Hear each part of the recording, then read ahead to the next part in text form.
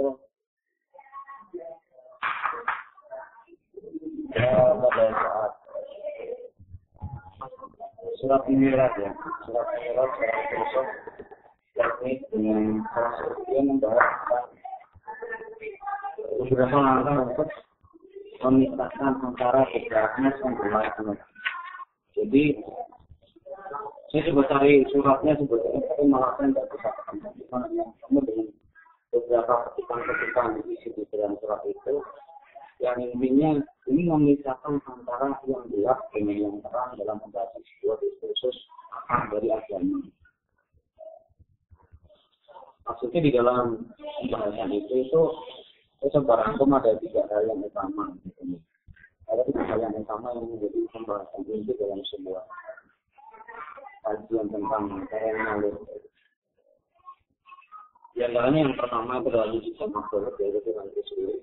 Kemudian fenomena di dalam sebuah agama hingga kemudian muncul pluralisme yang kita dulunya sangat santer, tapi karena tekanan dari banyak pemimpin Islam di Indonesia, hingga kemudian pemikiran itu menjadi hilang.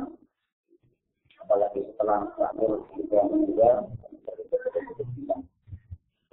bangkit lagi kemudian di para Madinah semakin berkembang semakin. Dan yang kedua adalah yang sudah juga memiliki kesadaran menjadi sebuah pengalaman kita sebaliknya, yakni menelusuri akar-akar dalam kesadaran religi kita. Jadi dalam pembahasan ini itu sebetulnya kalau membahas filsafat perennial atau tasawuf perennial ya. Maka disebutkan dengan sebuah kata yang merujuk kepada perennial. Kalau kita coba untuk ini berapa ya? Apa sih abad? Pembahasan di dalamnya objek itulah yang kemudian kita abadikan. Siapakah pencipta kita? Apa manifest dari pencipta kita? Jadi kapan kita akan melakukan sebuah penyembahan dan melakukan sebuah pengabdian. Jadi pertanyaan-pertanyaan mendadak itu yang kemudian membuat deskripsi tentang perennial menjadi sangat panjang. Kemudian apa kaitannya terus dengan Islam? Di dalam kajian perennial itu membahas awalnya yang tadi dalam surat Mi'raj yang proses itu ada seorang tokoh perennial yang bernama René Guénon. René Guénon itu adalah guru pertama dari Saint-Exupéry. Dia adalah seorang filsuf asal Prancis yang mencoba mendefinisikan agama melalui akar-akar terdalam dalam sebuah agama. Dan dia akan mengikuti dengan sebuah teologi. Jadi beragama dengan cara yang sangat tradisi, itu mencari buat akar terdalam dalam sumber kesadaran manusia, yaitu di sisi tradisional. Ini yang kemudian mengangkat sekarang Saint-Exupéry lebih mengkaji bahwa filsafat perennial yang diangkat adalah sisi tradisionalisme dalam beragama. Tapi sebetulnya gagasan awal perennial itu bukan ke arah tradisional, tapi bagaimana akar-akar dalam sebuah agama itu bisa dicari. Karena metodologi dalam pencarian ilmu itu kan tidak hanya berdasarkan, tapi juga berdasarkan dengan rasionalitas dan juga yang terakhir adalah dengan pengalaman. 3 hal inilah yang kemudian memancing René Guénon untuk membahas perennial secara lebih detail, yaitu apa yang dilakukan dia masuk ke dalam kita dalam sebuah agama. Kita dalam sebuah agama yang juga diikuti oleh Stone yang kita lebih mengenal dengan gambar perennial itu adalah Stone-nya, jadi bukan René Guénon. Padahal yang pertama kali mengajarkan adalah itu René Guénon. Pertemuan Stone dengan Perennial ini adalah awal dari kegelisahan bahwa umat beragama semakin lama itu bukan semakin menunjukkan kebajikan ataupun nilai-nilai moral yang dianut agamanya, tapi justru menekankan perbedaan. Entah usahanya, kemudian metode peribadatan, kemudian norma-norma yang menjadi landasan, yang diangkat perbedaan terus. Jadi yang muncul adalah perselisihan. Perselisihan awal ini diangkat oleh Skom sebagai perselisihan besar yang kemudian memecah esoterik menjadi eksoterik. Eksoterik kita pahami sebagai dimensi terluar dalam sebuah agama, meliputi syariat yang kita pahami dengan Islam, tantangannya tentang revisinya. Tapi kemudian dari aspek itulah manusia menjadi berbeda pendapat, berselisih paham tentang makna religius hanya melihat dari sisi terluar dalam sebuah agama yaitu esoterik. Yang kedua adalah esoterisme. Esoterik ini diwakili oleh orang-orang rasionalis yang kemudian betul-betul mengagungkan akal, dari sangat percaya dengan pewahyuan dan menghasilkan kepasrahan total. Tetapi dalam konteks pemikir esoterik, ini pemikir batin ya, ekso berarti luar. Ini mengkaji bagaimana hasilnya adalah mengenal Tuhan dengan cara yang sebenarnya melalui pengalaman spiritual. Ini yang kemudian kita mengenalnya dalam sebutan tasawuf. Tasawuf di dalamnya mengkaji hal yang sama sebenarnya, hal yang sama dalam hal agama secara umum, tidak membahas tentang hukum, tapi yang berbeda adalah metodologi pengendalian penemuan sebuah hakikat. Kalau dalam filsafat kita sebut dengan ontologi. Tapi dalam ini adalah yang relatif absolut. Tadi saya meminjam kata-kata dari saya Kusunaker bahwa ending dari filsafat perennial adalah menemukan sang relatif absolut, yaitu Tuhan yang sebenar-benarnya. Tuhan yang tidak menekankan perbedaan agama, Tuhan yang tidak menekankan perbedaan ritus, Tuhan yang tidak terlalu menekankan baik dan buruk, tapi Tuhan yang mengajarkan cinta kepada manusia. Tuhan yang mengajarkan cinta, hingga kemudian secara lebih ini adalah saya bukan seorang muslim, saya bukan seorang kafir, karena tidak satupun agama yang mampu untuk bisa menaruh diri saya dan juga kepercayaan terhadap Tuhan dalam sebuah agama tertentu. Maka dari itu saya melebur dalam sebuah agama. Dari statement dalam Rumi itu kemudian menghadirkan angin segar bagi para pemikir muslim dengan menyebutnya sebagai agama cinta. Jadi keluar dari stigma bahwa agama selalu menekankan perbedaan. Kamu hidup. Tapi dalam konteks ini, kalau teman-teman mencoba membuat sebuah aspek juga bahwa sebetulnya utama agama adalah untuk mengenalnya. Yang sebuah hadis ini menunjukkan betapa aku ini dikenal Allah, kemudian Allah karena itu aku ciptakanlah alam semesta, aku ciptakan agar mereka bisa mengenal. Bahkan yang lebih ekstrem lagi, Arabi menulisnya di surat itu, Allah sebetulnya menciptakan zikir, Asmaul Husna itu adalah untuk dipuji oleh manusia, untuk dipuji oleh manusia dengan bahasa yang lebih ekstrem. Sehingga kemudian gagasan perennial itu menjadi solusi atas permasalahan-permasalahan yang sedang berubah selama ini. Bayangkan dengan karena perselisihan paham itu kemudian menjadi dalam sebuah negara, kemudian berakhir dengan sebuah keterangan. Padahal kita orang tahu bahwa dalam agama kita itu mengenal ketika kita menjadi satu orang manusia, berarti kita menjadi seorang manusia. Kalau kita menolong satu orang manusia, berarti kita telah menolong seluruh manusia. Itu kita sudah lupa. Karena terkait dengan stigma negatif yang muncul karena kekeliruan dalam memaknai sebuah agama. Ini yang kemudian para penggagas dari perennialis itu kemudian menghadirkan akar yang baru. Tapi kemudian apakah perennial ini menjadi benar-benar solusi di dalam keberagamaan kita? Tidak ada perbedaan kita misalkan meskipun awalnya berbeda bahwa filsafat perennial dengan kemudian sebutan yang kedua adalah tasawuf perennial.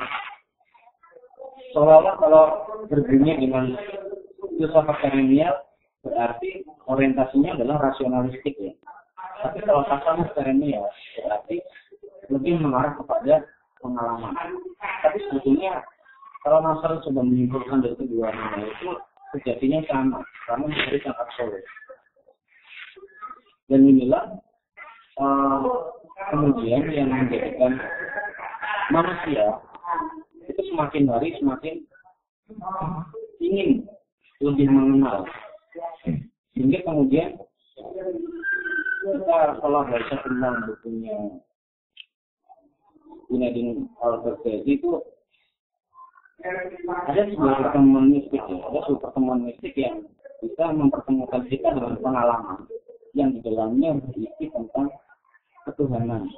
Tidak sedikit ulama kita yang membocorkan rahasianya mereka dalam sebuah mimpinya, mereka bisa bertemu dengan Nabi Muhammad, kemudian menjelaskan sebuah teori di dalam tubuhnya hingga terjadikan sebuah kitab yang begitu statement mereka adalah klaim kebenaran dari Rasulullah. Jadi menurutnya kitabnya itu dididik oleh Rasulullah. Ini sebenarnya sudah lama dipakai oleh orang-orang Syiah. Orang-orang Syiah bahkan mempunyai klaim dia punya Al-Quran sendiri yang langsung dididik oleh Rasulullah. Tapi tidak pernah dimunculkan ke hadapan publik apalagi di wilayah Iran. Maka itu kan menjadi permasalahan juga. Ulama-ulama Sufi tadi mulai berkembang di abad yang ke-11 karena melihat kebekuan agama. Dari faktor yang terlalu mengganggukan akal, karena sejatinya akal tidak mampu untuk sampai kepada sang pencipta. Jadi kemudian yang mereka lakukan adalah bagaimana hijrah dari rasional kepada intuisi. Intuisi inilah yang kemudian membuat manusia menjadi makhluk yang bisa mengenal dengan jalur pengalaman, dengan jalur ekstase subjektif. Untuk ekstase subjektif ini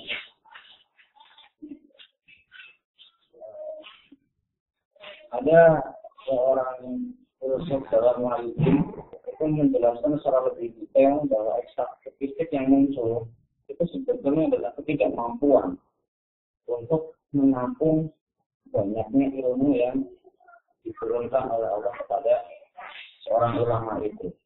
Tapi kemudian mengapa Rasulullah tidak pernah merasakan ekstase subjektif? Bahkan beliau satu-satunya manusia yang sudah merasakan melihat wajah Allah ketika beliau Mi'raj. Pun sebetulnya ada banyak ulama yang mengalami Mi'raj yang sama, tetapi dengan hasil yang berbeda. Misalnya Ibnu Arabi dia mampu untuk Mi'raj. Bahkan Junaidi Al-Baghdadi dengan muridnya Hibili diceritakan oleh gurunya bahwa saya telah Mi'raj bertemu dengan Allah. Kemudian dia menyuruh saya untuk mengujinya menggunakan nama itu. Kemudian dia mulai mengujinya dengan nama Subhanallah. Dan hingga sampai di endingnya adalah di Al-Falaj itu. Yang menjelaskan teorinya yang kemudian dia mati. Mengapa Rasulullah kemudian tidak mengalami ekstase yang seperti itu? Padahal beliau yang pertama kali bertemu dengan Allah dengan Mi'rajnya yang spesial itu. Karena diibaratkan oleh Dawud Al-Din itu adalah Rasulullah itu diibaratkan sebagai samudra. Tetapi para ulama Sufi itu diibaratkan seperti sebuah cangkir yang kecil. Ketika dia diberikan ilmu yang maksimal oleh Allah, maka ilmunya akan meluber. Dan inilah yang disebut dengan ekstrakurikuler yang kita sering kenal dalam wujudnya dari sesi Jumat dan juga yang lain. Maha besarnya aku, betapa kecilnya aku maha besar. Itu ada beberapa ungkapan yang kemudian muncul dari pengalaman-pengalaman sufistik oleh ulama tasawuf yang muncul pada masa itu. Dan apa kemudian kaitannya dengan perennialis dalam konteks Islam? Perennialis dalam konteks Islam ini bertujuan untuk mengembalikan semangat tradisi dalam Islam agar benar-benar kita bisa mengenal Tuhan. Kemudian Kausar Azhari itu mengajukan sebuah pertanyaan yang sangat unik ya. Tuhan yang kita sembah, apakah benar dengan Tuhan yang kita pikirkan? Tuhan yang kita sembah, apakah benar seperti Tuhan yang kita pikirkan? Karena itu sangat mengusik ya, sangat mengusik pendirian kita sebagai seorang Muslim. Karena seandainya kita salah dalam menginterpretasikan Tuhan, maka sebetulnya kita juga sudah kafir terhadap diri kita sendiri. Kita sudah menafsirkan Tuhan yang kita sembah, mencoba kita rasionaliskan dengan interpretasi kita, kemudian mewujudkan Tuhan itu kita sembah. Apakah benar Tuhan yang sudah adalah Tuhan yang sudah kita pikirkan untuk kita sembah? Ataukah ada batasan Tuhan yang kita pikirkan dengan Tuhan yang kita sembah? Apakah memang ada batasan tertentu? Disitulah wilayah dari kaum perennialis yang mencoba membagi wilayah pemikiran dan wilayah pengalaman. Jadi pemikiran kita pasti akan terbatas. Bayangkan hijab Allah saja ada sangat banyak. Kalau tidak salah di ada 70 sampai 90 yang Al Ghazali menyebutkan. Ada hujah tingkatannya yang sangat banyak. Ada beberapa ulama yang kemudian dia bisa melihat wajah Allah. Tapi kemudian dijawab lagi adalah wajah Allah dengan hujah yang kemudian dan sebagainya. Misalnya ada sebuah doa yang spesial sebenarnya. Doa yang spesial, ya Allah perkenankanlah kami ketika sudah sampai di surga bisa melihat wajah-Mu. Itu sebuah ungkapan yang menyebutkan bahwa iman yang kita pikirkan itu belum tentu sama dengan Tuhan hakiki yang kita. Jadi itu kebaikan orang yang coba dimasukkan ke sini, tetapi di eranya Cak Nur itu sudah coba memasukkan sebetulnya, tapi kemudian dibantai habis dengan ulama-ulama Indonesia, sehingga pemikiran yang akan dikembangkan pasca dia ngaji di Stanford University itu seperti tidak bisa diterima oleh umat Islam Indonesia. Objektivitasnya belum sampai ke tahap itu.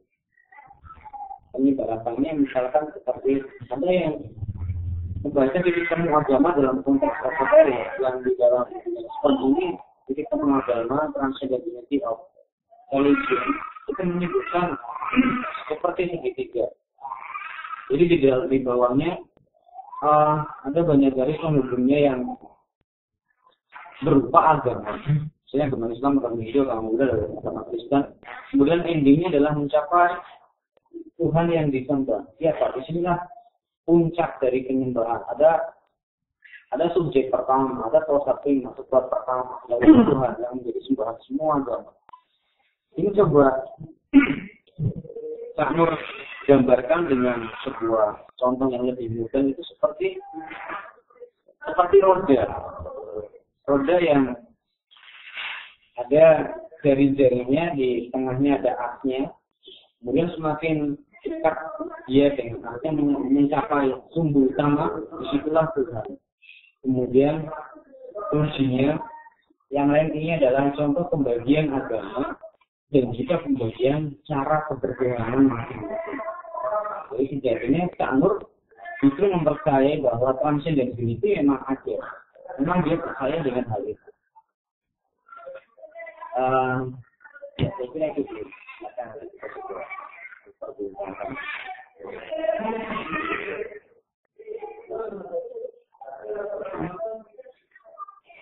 Jadi ada yang mau ya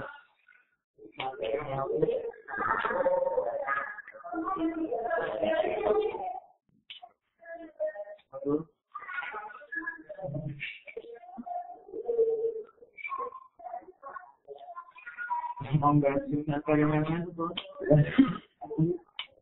Gimana guys sekarang ini? Mana ya?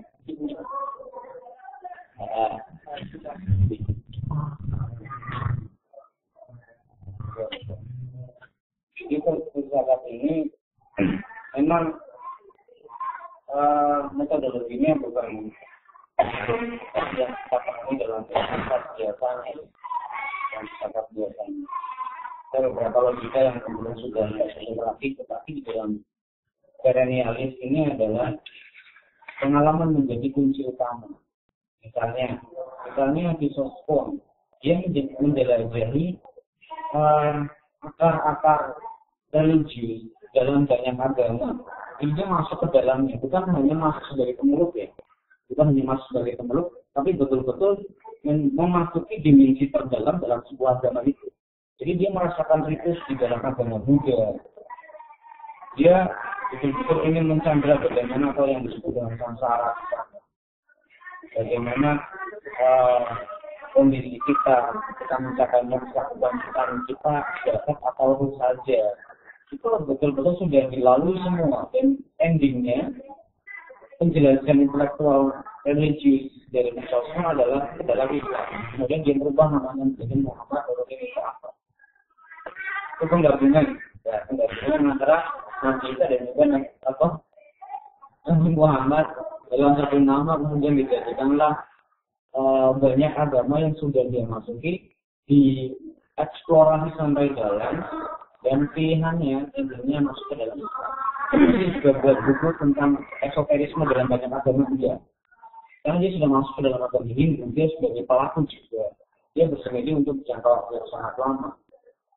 Jadi seperti dulu Imam Ghazali ketika dia sebagai profesi sebagai kodi, kemudian dia keluar dari profesinya untuk berdiam di Masjid Damaskus untuk waktu yang cukup lama, untuk bisa memulihkan atau membangkitkan intuisinya.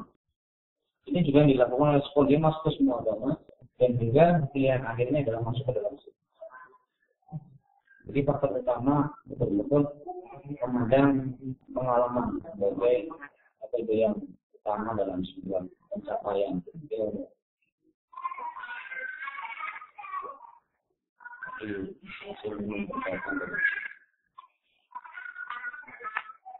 Dan ya silakan.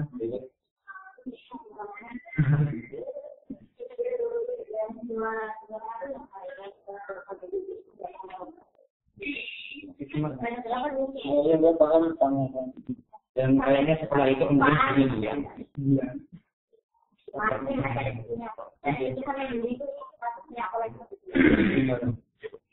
Amalnya ada yang kopiannya itu ya.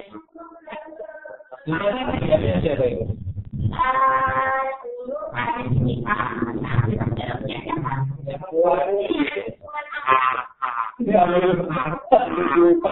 dulu itu tujuannya turun dan banyak lagi. Tidak kopi bilang dengan aku. Ada yang asli mas. Dan bentuknya penasaran. Tapi dikopikan semua. Tahun. Saya harus menebus dosa ke Mas Pardi, caranya bisa dari itu. Tapi buku itu kemudian nampak memang ngasih tak kuat. Maksudnya buku yang susah dicari buku ini. Untuk buku yang sangat lama.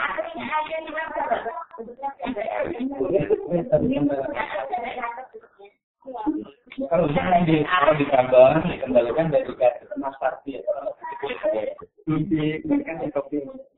Aku melu. Ini saya pinjam di dalam Mas Arif tapi so takut kakak cuma ini agen punya tapi tetap ya akhirnya nggak tahu.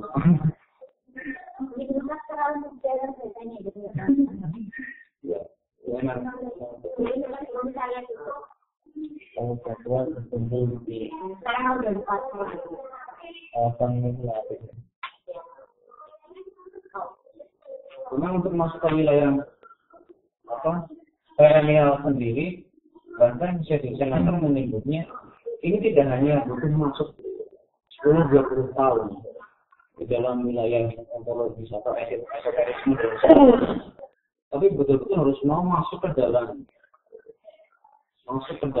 bagaimana kita menjalani firasat yang betul-betul ya dalam istilah Jawa, dalam firasat yang betul-betul juga kemudian menjadinya kita terbuka dalam kita begitu.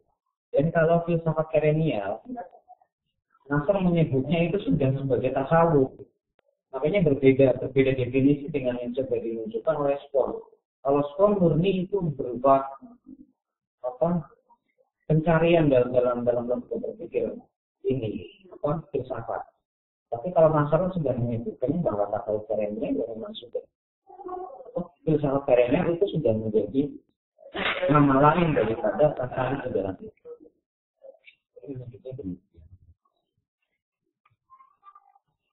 Sekarang kalau tidak ada makanya saya yang bertanya saya.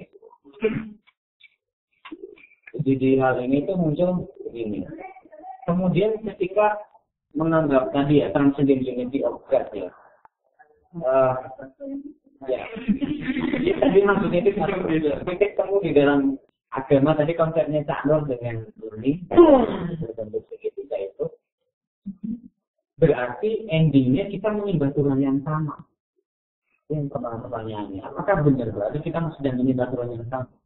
Boleh yang kedua, ketika kita adalah sebagai seorang Muslim, kemudian dia sebagai seorang Kristiani, kita melakukan sholat lima waktu, kita melakukan puasa, kita berwudu sebelum sholat, kita membaca kitab berupa Al-Quran, bahkan membacanya saja sudah berpahala. Lantas kemudian semua aktivitas syariat kita dianggap sama dengan umat Kristiani yang dia menyanyi sebagai pemujaan kepada Tuhan. Itu dianggap sama. Apakah kita kemudian menerima pertanyaannya dulu? Ini tidak. Biasa jadi mungkin. Silakan masing-masing saya harus punya jawabannya sendiri.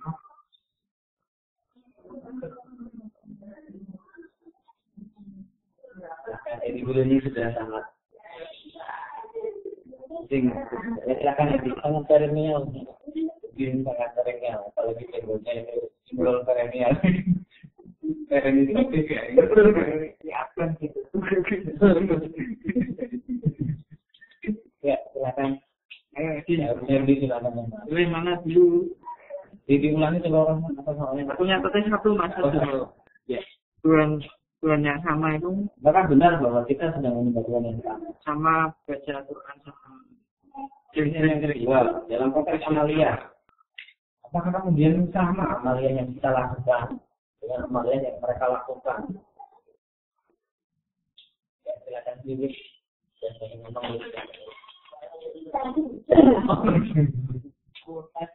ya. Yang saya pahami itu Tuhan itu apa yang kita pahami dan Tuhan apa yang Tuhan kehendaki sesuai dengan kepahaman Tuhan sendiri untuk menjelaskan dirinya itu memang berbeda. Manusia menjelaskan Tuhan itu hanya apa yang dia tangkap sesuai dengan porsi atau kalau dalam bahasa Alkitab itu sesuai dengan perintah yang ada pada Tuhan. Maka tidak akan sama setiap orang. Sedangkan kalau saya mengatakan apa Tuhan itu sama, kalau dalam tradisi Alkitab itu memang sama, di mana jadi keagama besar itu kata lain. Kalau kita berbicara Tuhan bagaimana penyembahannya, kita tarik misalnya saat kayak dalam pasal ini ya, itu juga ada hal-hal yang perennial, di mana perwujudan dari Tuhan itu yang mewujud dalam manusia. Terus mengatakan Tuhan itu aku tidak bisa dipahami hanya dengan ilmu. Meditasi biasa akhirnya empirisme yang ataupun bentuk metafisik Islami ataupun dalam bentuk tasawuf. Tapi aku bisa dipahami dengan kasih sayang yang tulus dan bakti. Ya. Kemudian pertanyaan yang kedua itu saya jawab seperti itu. Yang dinamakan bakti. Ya bakti itu kan aku lebih kayak ngomongnya sapaan dalam kayak bahasa Sanskrit aja ya, istilah Sanskrit aja paham semua kan? Mungkin kita pahami aja. Kualian gitu. Kalau dalam ekspor dengan seorang kalau dalam itu ada seorang habis atau pemuda atau hamba itu memiliki kegiatan ini bakti, yaitu penyembahan atau ritual. Di antara semua bapa itu kan berbeda-beda seperti pelita yang sangat kecil. Ada yang besar dan ada yang kecil. Tapi apakah semua pelita itu adalah sesuatu yang berbeda? Sesungguhnya tujuannya kan cuma satu, menerangi semua kulit, menerangi semua ruangan. Nah, dalam hal ini saya mengatakan bahwa Tuhan itu satu. Tapi cara kita berbeda. Lantas apakah kita akan menyalahkannya? Ya, kita kembali ke pengertian awal apa yang dikehendaki Tuhan itu sendiri. Ini memang ada tanam yang susah ya. Karena kita itu tidak berbicara dalam apa yang kita pahami dari Tuhan, tapi juga apa yang Tuhan kehendaki. Itulah yang akan menyebabkan kita untuk memahami dirinya Tuhan. Nah dari itulah kenapa orang basta itu seperti pelita yang bermacam-macam. Ada yang tinggi, ada yang rendah, ada yang terang, ada yang tidak. Dan apakah semua cahayanya itu berbeda? Tidak kan? Tujuannya cuma satu. Maka saat kita melakukan puja atau bakti yang berbeda, bisa saja bakti itu tidak berbeda. Karena kemampuan kita dalam memahami Tuhan atau kasih sayang itu tidak sama. Ataupun saat kita melihat suatu bakti atau sesuatu yang tidak sama. Seperti saat kita menyalakan sebuah pelita yang kita di air, kita nyalakan, kita bisa. Ya. Itu jawaban saya. yang suka sekali.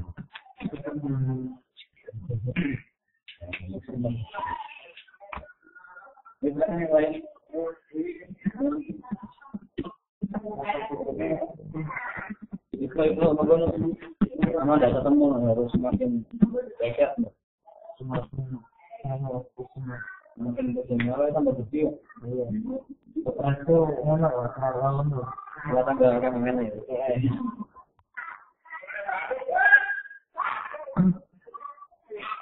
Kalau saya itu tidak punya masalah dalam pertanyaan yang kedua, tidak punya masalah dengan kalau tadi membicarakan sebagai rasa yang betul porosnya, kita memang mempunyai jalur tersendiri gitu. Jadi kita nggak bisa memasuki, kita nggak bisa beribadah dengan caranya Nasrani atau Yahudi apapun Buddha. Kita nggak boleh, malah kita nggak boleh dengan cara-cara mereka seperti itu. Karena itu sudah diberikan langsung perintah dari atas ke bawah, dalam artian kita sudah diberikan jalan sebetulnya. Cuma saya punya masalah dengan pertanyaan yang pertama. Jadi sudah pertanyaan yang pertama itu masalahnya saya yang dapat unity tadi ya. Jadi saya percaya dengan mungkin dengan adanya Tuhan yang satu gitu. Tapi yang bermasalah itu Tuhan satu itu Tuhan yang seperti apa? Ketika kita mempunyai definisi tersendiri pun akhirnya kita justru membuat berhala yang baru yang kemudian bukan Tuhan yang real gitu. Kita membuat satu hal yang baru yang kemudian jauh dari kausa prima tadi. Mungkin kita membuat definisi yang berbeda. Meskipun kalau digambarkan di motif kemudian dulu itu ada patung-patung dengan yang konkret, kalau saya rasa yang ini membuat patung yang baru meskipun tidak konkret jadi namanya gitu saja. Nah, itu kadang saya bingung di situ gitu. Sebenarnya sih Gusti tak sudah sendiri. Maksudnya ketika saya mendefinisikan justru itu salah ini.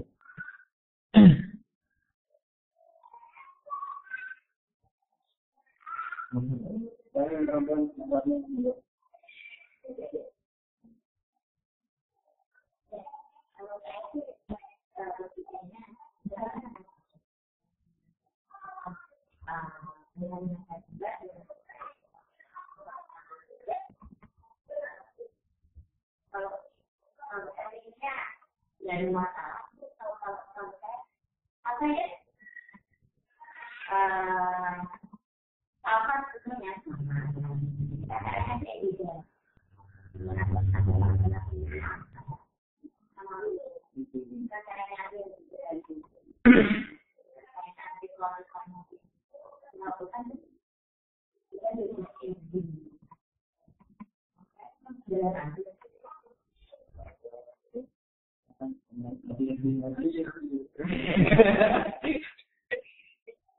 Tapi pamungkasnya. Kalau aku tadi apa aktif ya. Masih. Saya tadi bicara tentang film seperti itu, saya ingat filmnya itu ya. Itu malah sangat unik sekali ya. Jarang ada film membahas ketuhanan seperti film PK itu. Ya, di mana ada satu alien, ya, kan manusia dilahirkan secara fitrah, dia diibaratkan alien masuk ke bumi. Kemudian di sana dia terkejut dengan banyaknya Tuhan, karena dia ingin mencari kunci kembali kunci untuk kembali ke planetnya. Dia beribadah sangat menghayati Hindu itu seperti apa. Kemudian masuk ke gereja air kelapa. Oh, Tuhan gak suka air kelapa, sukanya anggur. Nah, dia bawa anggur ke masjid. Iya, soalnya mau dipukuli. Itu sangat apa ya? Bahkan tidak hanya pikiran orang antara Islam dan Kristen yang berbeda. Mungkin saya Mas Roman, Edi Tuhannya beda. Mungkin ya, karena saya beda dengan Edi. Cuman yang tadi saya garis bawahi, Tuhan punya pedoman di situ. Ya, yang istilahnya kalau kita tadi membuat sesuatu tentang Tuhan, kita seakan-akan menciptakan Tuhan-Tuhan baru. Meremo. Kenapa sih Tuhan? Itu tidak ada diskusinya, tidak ada pedoman. Tapi tetap dia tetap apa ya, pada intinya itu ketika pikir itu mencari Tuhan, berarti dia hidup masih ada harapan. Nah, harapan itu masih menggantung pada diri Tuhan itu sendiri. Jadi meskipun Tuhan tidak memberikan dia kunci sudah terinfak, tapi itu terjadi ambil lagi. Karena saya sudah bayar, saya nggak dikasih kuncinya, diambil lagi. Mungkin dikasihkan kepada orang yang membutuhkan, karena sebenarnya tidak ada kebohongan, tidak ada istilahnya yang benar jujur. Nah, nanti kalau penasaran filmnya minta dulu.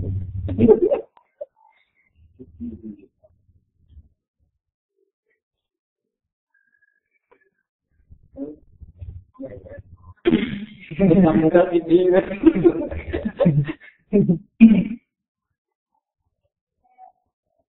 Kalau saya sih agak sensitif kalau bicara kayak gini. Endingnya itu pasti saya frustasi karena nggak ketemu. Dan terakhir saya baca Beethoven dari Indonesia itu yang Persatuan Agama. Di samping saya nggak bisa memahami inti dari buku itu juga,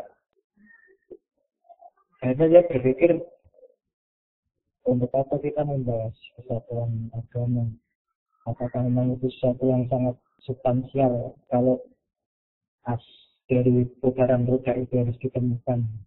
Karena kalau saya melihat beberapa pemikir-pemikir modern, inti dari Kesatuan Agama bagi mereka ini pluralitas saja sih bagi saya. Kita bisa saling menghormati, tapi kalau di wilayah esoteris, wilayah ontologisnya, akhirnya kesimpulan saya ya frustasi gitu. Seperti Wahid juga seperti itu. Saya tidak menemukan Tuhan. Saya hanya melihat Tuhan menurut ini gitu. Islam menurut ini.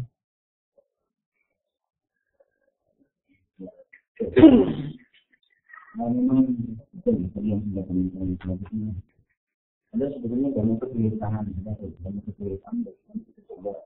menjangkau itu. Dan di dalam perspektif tasawuf itulah memberikan jawaban dari konteks pengalaman. Jadi nanti kita akan menjumpai nanti barunya karena saya juga tidak mencapai itu, saya juga tidak konsen di dalamnya, tapi saya tidak bisa istiqomah dan saya gagal lagi harus mulai dari awal, dari nol lagi. Dan kemudian itu dengan harapan Salik adalah pengakuan oleh orang-orang yang khusus yang mempunyai talenta betul dan dibilang. Karena saya itu terkadang bisa diciptakan, terkadang talenta itu adalah sudah pesanan dari Tuhan itu sendiri. Hanya dialah orang yang satu-satunya yang akan aku berikan mengkomodis. Mengapa kok nabinya kemudian Nabi Muhammad, tidak Nabi Saulus? Bayangkan seandainya Nabi Saulus, apakah tidak boleh? Dalam konteks manusia ini bisa saja. Tapi inilah di wilayah Gabriel ya. Ini di wilayah Gabriel. Keinginan Tuhan itu kehendak Tuhan kita tidak bisa memprediksi. Boleh yang dijadikan Tuhan, yang dijadikan nanti sebagai endingnya. Pertama nantinya adalah Nabi kita Muhammad. Dan kemudian dialah yang diberikan wewenang yang sangat lebih dibandingkan manusia yang lain. Tapi kemudian coba kita baca di bukunya Michael H. Hart di 100 orang yang paling berpengaruh dunia, kita melihat bagaimana perbandingan antara Santo Saulus tadi dengan kemudian Nabi kita Muhammad. Perbedaannya hanya sedikit dalam konteks jamaahnya. Jemaah Kristiani pada saat itu perkembangannya juga sangat tepat. Dan metode yang dia dapatkan adalah mendapatkan dari pendidikan. Dia seolah mendapatkan pendidikan dari Tuhan untuk menunjukkan agamanya dari Yesus dari Nazaret itu. Dia dijadikan agama yang baru bagi kita Kristiani dan lain-lain. Jadi di wilayah prerogatif Tuhan memang kita tidak bisa membaca alam pikiran Tuhan itu tidak. Sehingga yang dimunculkan oleh para ulama tasawuf adalah memberikan batasan. Ada sirul asror, ada rahasia di balik rahasia. Yang itu tidak bisa dicerna dengan akal kita. Karena akal kita diciptakan memperhatikan hanya melalui hijabnya saja, tidak bisa melihat wajahnya Allah, tapi melihatnya hijab selesai gitu. Tapi kalau saya pahami di dalam kitab Ibnu Arabi yang ketika manusia itu, kita diajarkan bagaimana ya. Jadi kalau sudah mencapai tahapan wali ya. Kalau sudah mencapai tahapan wali itu dia adalah satu-satunya manusia yang diberikan menuliskan seluruh pengalaman spiritualnya. Dia kemudian dari pembukaan hijab yang pertama hingga beliau wafat itu terwujudlah sebuah kitab yang disebut dengan Futuhat Makkiyah. Futuhat Makkiyah ini totalnya ada sekitar 12.000 lembar yang berisi tentang penyingkapannya beliau hingga kemudian dia bisa mi'raj bertemu dengan Allah dan bertemu dengan Allah dan dikatakan dibuatkan satu buah kitab yang berjudul Futuhul Hikam. Bagaimana kita bisa percaya itu adalah kitab dari Nabi Muhammad? Bagaimana kita juga bisa percaya bahwa pertemuannya dia, mi'rajnya dia sampai segitu? Karena kita mencoba membaca biografi yang detail itu dari penulis yang betul-betul terpercaya. Kalau di dalam hadis kan kita juga tahu kan, bagaimana bencinya orang-orang Syiah terhadap Imam Bukhari kan betapa sangat benci sekali. Dan membuat analogi yang sangat lucu ya. Imam Bukhari itu imam yang paling tidak dipercaya. Bayangkan dia hidupnya kapan, kemudian dia bisa mengatakan hadis lebih banyak daripada Abu Bakar dan juga Umar sekalipun. Ini di dalam konteks ya, sangat dianggap sebagai imam yang sangat pembohong. Kemudian kita lebih banyak percaya dong. Kita lebih banyak percaya. Kenapa? Karena sanadnya kita jelas. Jadi kita baca tentang perawi, dia perawinya juga jelas. Hadis yang dia munculkan juga sikoh. Maka kita percaya. Kemudian kita bisa mempercayai statement dari sufi itu bagaimana. Jadi kita pahami dari orang-orang suci, dari orang-orang suci ya. Jadi master itu membuat secret and knowledge itu pengetahuan dan kesucian. Kesucian itu adalah sebuah dimensi pengetahuan murni yang hanya diberikan kepada orang-orang tertentu tidak Tuhan. Kepada orang tasawuf. Maka kalau kita mencoba mengenal Gusmi itu salah satu sufi dari Jawa juga. Kita nggak bisa menilai dia dengan nalar. Oh berarti Gusmi ini orang yang kafir karena dia selalu minum arak ketika malam hari. Dia kemudian ke diskotik, kemudian macam-macam. Kemudian dia tidak pernah sholat. Kita tidak melihat Gusmi dengan bentuk yang lain. Kalau kita baca buku itu kan asik sekali. Dia betul-betul dia wali. Jadi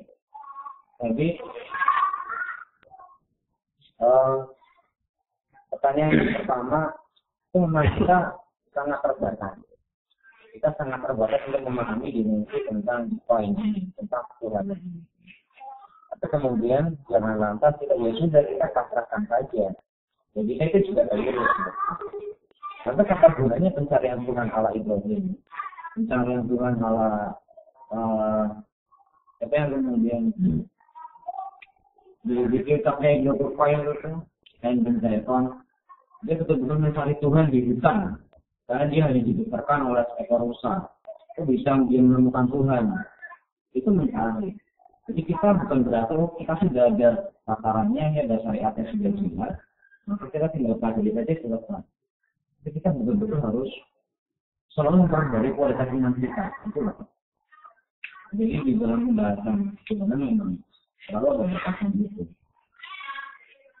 Dan kalau kemudian muncul istilah-istilah yang lebih unik lagi, ada sebuah statement yang kemudian dimukul oleh Aaron Armstrong ya. Surga itu adalah orang-orang yang tolol. Sangat menjengkelkan kalau kita yang bertanding Islam di Islam. Kata komentarnya di dalam surga itu adalah orang yang tolol. Kenapa? Karena dia hanya bisa menerima semua keindahan yang sudah ada di dalam surga. Itu dalam semua keindahan, ada semua yang mengalir di dalamnya, ada semua yang terboleh ayat suci mandi dan kemudian semuanya. Dan orang-orang di dalamnya ada orang-orang yang tolol. Kenapa? Mereka sibuk dengan menikmati seluruh keindahan, tapi lupa dengan siapa mencipta keindahan itu. Nah, itulah. Kemudian dia menyebutkan lebih baik saya hidup di dalam neraka, tapi kemudian saya masih mencintai Tuhan daripada saya hidup di dalam surga, tapi justru kita mengenal dengan Tuhan. Dan bagi dia, orang yang suci ketika berada di dalam neraka, api neraka tidak mampu untuk membakar diri kita yang sudah berlumuran kasih sayang kepada Allah. Sehingga kemudian muncullah sebagai agama cinta tadi yang dimunculkan oleh Kristiani tentang bagaimana menggunakan cinta itu sebagai image yang sangat besar. Ya, sama disebut dengan cinta identik dengan Kristen. Padahal Kristen ini menyebutkan agama cinta itu bukan Kristen. Kita sebetulnya Islam juga menyebutkan agama cinta ini yang lebih konkret. Kemudian yang kedua, amalia yang kemudian dimunculkan, apakah kemudian sama, apakah kemudian berbeda? Nah, dalam konteks amalia, kita mengenal beberapa bagian. Yang satu adalah pengembangan, yang kedua adalah pengabdian. Entah kita terletak di mana amalia kita. Apakah kita selama ini masih hanya pengembangan? Pengembangan berarti kita melakukan seluruh proses ritual dengan mengharapkan surga, dengan mengharapkan hikmah dari Allah, dengan mengharapkan balasan. Berarti kita masih melakukan sebuah pengembangan. Tapi yang kedua, akun yang selanjutnya adalah nonton pengabdian. Kita hanya mengabdi saja kepada Allah. Adakah sebuah harapan tidak? Adakah kebencian tidak? Ada bahkan Rabi'ah al-Adawi dia menyebutkan ketika ditanya oleh seorang jamaah, apakah kamu membenci setan? Tidak. Dalam hatiku sudah penuh dengan kasih sayang kepada Allah. Tidak lupa bagaimana caranya untuk membenci setan itu. Itu kemudian al-Adawi menjelaskannya dengan cara seperti itu. Bahwa berarti dia tidak lagi menyembah Tuhan, tetapi sedang mengabdi kepada Tuhan. Entah nantinya dia dikasih neraka, dia dikasih suka tidak itu. Karena yang dia butuhkan adalah pembuktian cintanya kepada Tuhan. Tahu membalas seperti dia itu tidak penting. Jadi, bagaimana kita sebagai seorang muslim, kita bisa melakukan penyembahan atau pengabdian. Ini ketika orang-orang yang di luar Islam melakukan sebuah misalkan seperti Bunda Teresa, dianggap sebagai santo karena kebaikan yang sangat hebat. Kemudian bahkan ada satu pertanyaan yang ini ketika Musa al-Kazim itu di ulama Syiah, bagaimana kebaikan Bunda Teresa ketika dinilai di Islam? Ini lebih tepat masuk ke dalam surga atau neraka? Karena kebaikan yang sudah sangat hebat, kemudian bagaimana dia akan dinilai? Ada tadi problem. Wilayah kebaikan dari kita itu masih di wilayah pengabdian atau penyembahan. Kalau kita sudah sampai di wilayah pengabdian, maka kita tidak lagi peduli dengan balasan dari Allah. Maka aktivitas kebaikan orang muslim dan orang kafir itu dimulai dari ending itu tadi. Adakah pengharapan setelah kita melakukan kebaikan? Atau bahkan persembahan itu kita murni hanya kita tujukan kepada Allah. Makanya bayangkan apa yang kurang dari Nabi Ibrahim. Apa yang kurang? Kemudian ketika itu dia menimbang untuk menimbangkan anak yang paling dia cinta dan paling dia tunggu. Dia harus disembelih. Itu sudah levelnya sudah pengambil, bukan lagi tidak. Jadi dia pertanyaan yang cukup unik. Dan saya tutup dengan dalil yang unik.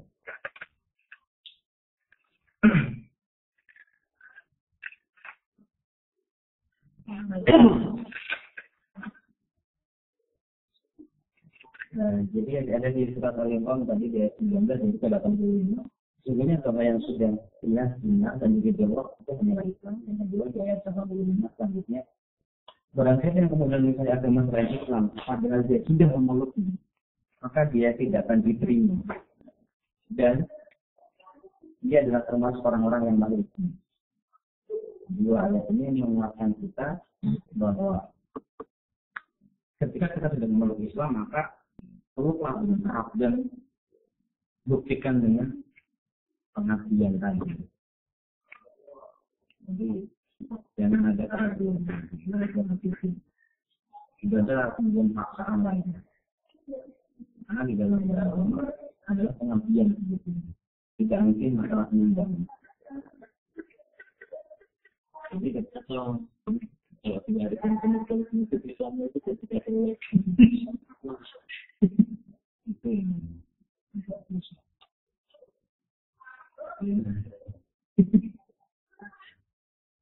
Ketika dengan gue memang agak berubah betul konteks Islam ke Indonesia ini jadi rata-rata. Ini intinya tadi betul pluralisme. Ending dari ini adalah membuka pluralisme. Kan tidak penting ya. Misalkan kita bisa hidup berdampingan, apa yang harus menyuarakan Tuhan? Kan tidak penting lagi. Maka menurut saya juga langsung dimiliki tidak terlalu SMP mengenai itu ini sangat penting, praktis sekali bagi hal yang sofistikasi karena jarang yang mau membahas itu.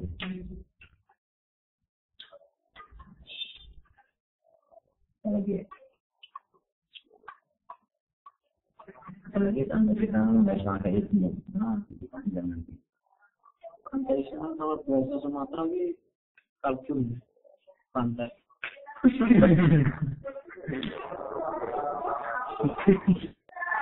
yang menarik kalau yang pertama itu ada sebuah referensi yang bagus. Itu William City menuliskan Tuhan Yahweh dan Tuhan hal. Itu menarik, kita akan menemukan apakah kita sudah menemukan Tuhan kita, atau kita ternyata telah menciptakan Tuhan palsu dalam alam pikiran ibadah kita. Jadi kita sedang mengafirkan diri kita karena sudah mencoba menerjemahkan Tuhan yang suci. Jadi di wilayah itu kita sangat terbatas. Ketika teman-teman menyampaikan di keyakinan Muslim, yang memang harus muncul di situ adalah keyakinan dan keinginan untuk terus mengakui di dalam berkeyakinan itu. Jadi dengan hanya dengan teori menghafalkan tentang kita pada begini betul paham selesai. Tapi kemudian mau kita meyakini ini, yang kemudian dibuktikan dengan pengambil itu susah. Dan tugas kita minimal di dalam waktu 4 jam itu adalah mampu meyakinkan dan mampu mengabdi bergeser dari arah penimbangan ke arah pengabdian. Itu pekerjaan saya dari para pengajar. Dan saya sendiri juga belum pasti bisa melakukan itu. Jadi saya bisa nanti buat kawan-kawan yang isi di kami.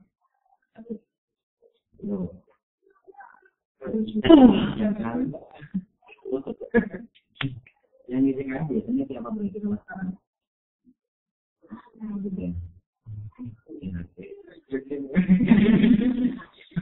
Harus bikin nanti film.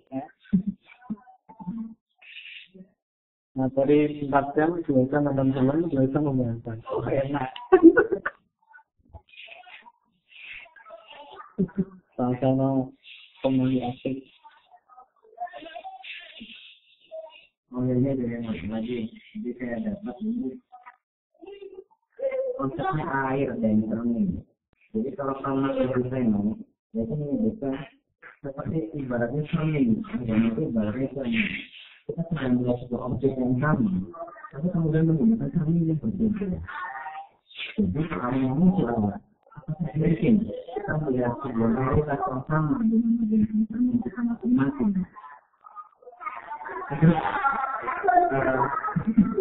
Pertanyaan yang muncul dari Pak Yesus ini ketika dia menjelaskan tentang anak-anak, dia berharap juga ada ramai di Indonesia.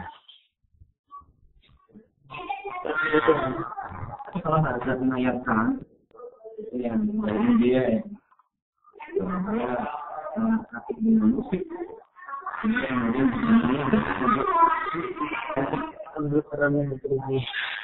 dia menyebutkan kalau warna air itu apa? Air itu warnanya apa? Ini yang lain itu bukan warna. Air itu akan berwarna sesuai dengan warna benang. Itu ada menayakkan menganggap bahwa Tuhan itu sama. Tapi kemudian ketika Anda berhenti masuk dalam dunia Kristen, maka akan menjadi warna Kristen. Tuhan juga dengan orang-orang Buddha, Tuhan menjadi warna hijau. Tuhan tidak lantas menjadi warna hitam. Enggak. Untuk menayakkan berarti bahwa Tuhan itu sama. Kemudian dia masuk ke dalam dimensi agama yang berbeda, berubahlah warna dia. Sehingga sifat dan partikel yang tetap sama. Karena sifat Tuhan itu kan imannya tidak bisa terpisah. Antara partikel dengan sifatnya tidak mungkin dipisah. Dia sebagai pengendali, tidak akan mungkin dia bersifat sebagai pengendali. Tapi dia satu sisi sebagai perusahaan. Jangan ada gempa. Kemudian dia tidak terlalu lebih. Berarti Tuhan ini sedang sibuk di tempat lain.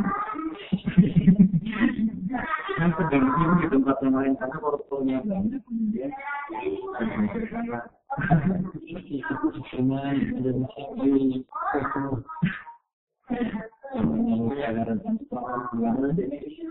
Tuhan itu kan apa namanya patingan. Itu Tuhan malian sama Tuhan ini itu bikin.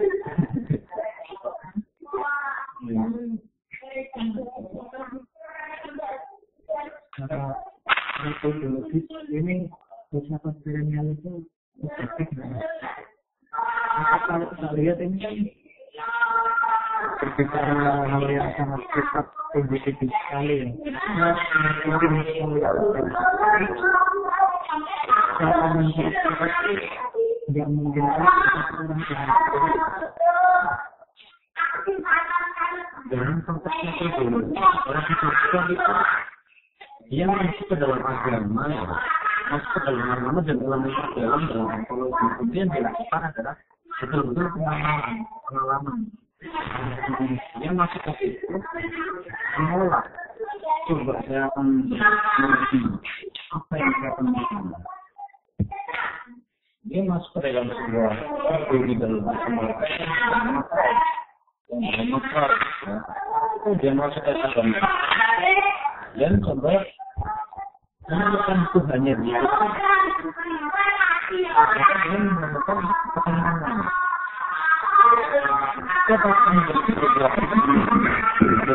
Ketika kita sedang bersama Tuhan di alam yang lain, jadi polemik lagi akhirnya.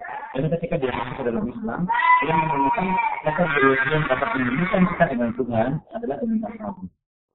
Karena penjelajahan spiritual kan dia berakhir di Islam. Dia memeluk Islam dan mendalami sebuah tarekat tasawuf. Karena tidak mau dia hanya mempelajari secara teoretik dan mempraktikkan norma-normanya. Jadi semua anak cukup karena dia masuk ke aku paham sama dia. Karena gue ini betul-betul masuk ke dalam agama dan hari ini dia berubah jadi orang Islam juga. Dan yang kedua adalah filosof. Orang yang lain, misalkan filosof barat juga sering menyebutkan ada filsafat perennial itu kan sering ya orang-orang barat. Tapi menurut saya itu menjalan dalam teori sains. Teori kalau saya biasa. Tapi kalau ini dua orang itu betul-betul murni kemarin. Makanya dia menyebutkan perennial adalah radikal teologi. Teologi secara radikal. Karena makna terkenal. Ini metodologi yang dipakai.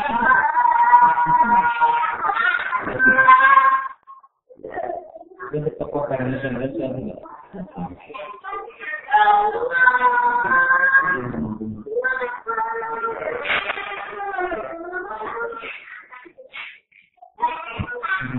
Untuk cerita ini kita lakukan